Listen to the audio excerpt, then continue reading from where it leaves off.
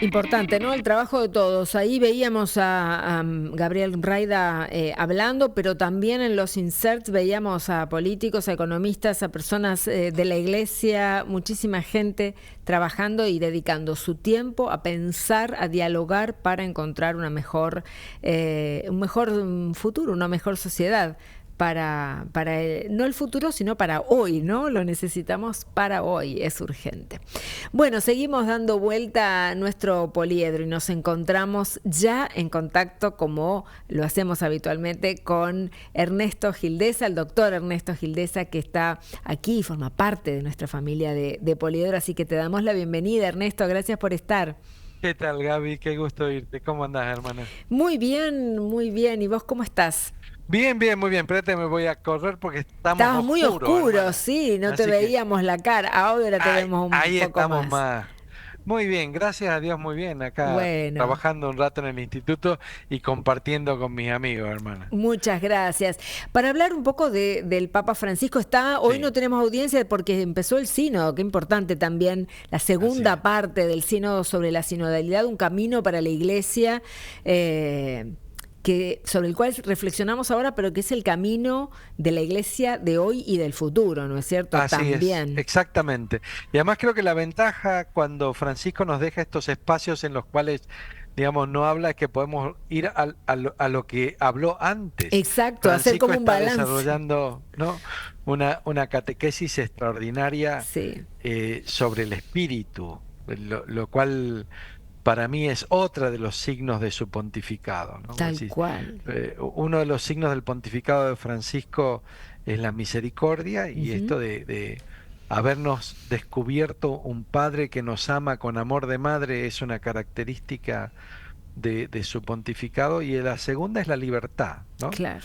La libertad y la confianza con la que el espíritu nos guía, ¿no? Ujú. Y no tenerle miedo a ninguno de esos desafíos, ¿no?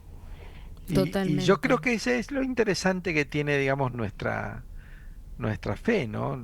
Nuestra fe nos presenta un Dios que es trino y que de alguna manera expresa estas tres características sobresalientes de la revelación divina, ¿no? Claro. El poder creador del Padre, ¿no? El poder curativo del Hijo, el Hijo que viene a curar esa naturaleza herida, ese hombre pecador, a reconciliar al hombre con Dios, que viene a salvar la creación, y el poder de la libertad del Espíritu, ¿no? Y uno de los textos que a mí más me gusta se trató este domingo, Ajá. 29º, ¿no? Que es un texto que a veces interpretamos mal, porque dice, más te vale, ¿no? Sacarte el ojo si tu ojo te es ocasión de pecado, más te vale cortarte la mano si tu mano te es ocasión de pecado, más te vale cortarte el pie si tu pie te es ocasión de pecado, ¿no? Y uno normalmente interpreta este texto como si fuera un texto restrictivo, ¿no? Claro.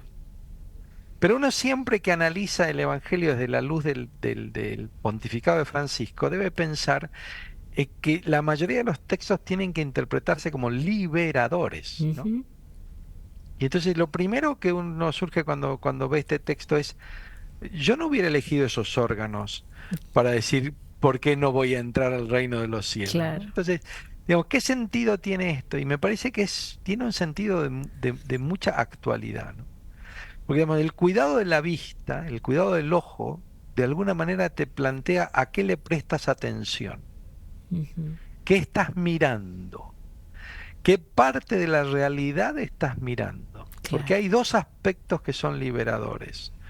Uno es, no te olvides que la realidad es mucho más compleja que Siempre. lo que uno percibe. Ujú.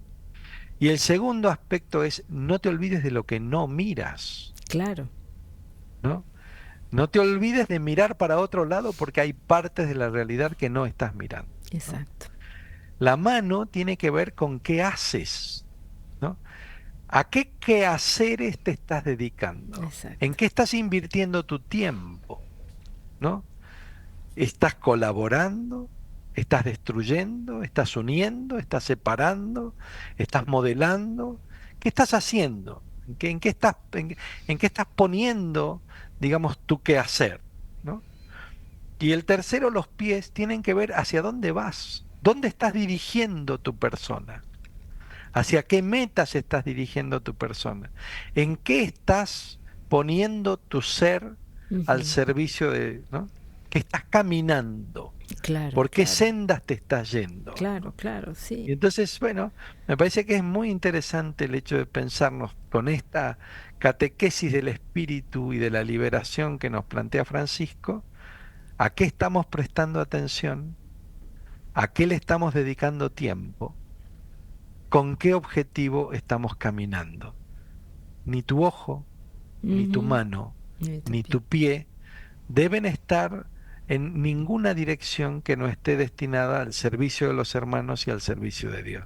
Totalmente de acuerdo. ¿Y cuántas veces, como vos decías al comienzo, el Espíritu Santo nos ayuda, viene como el paráclito, como dice la oración, ¿no?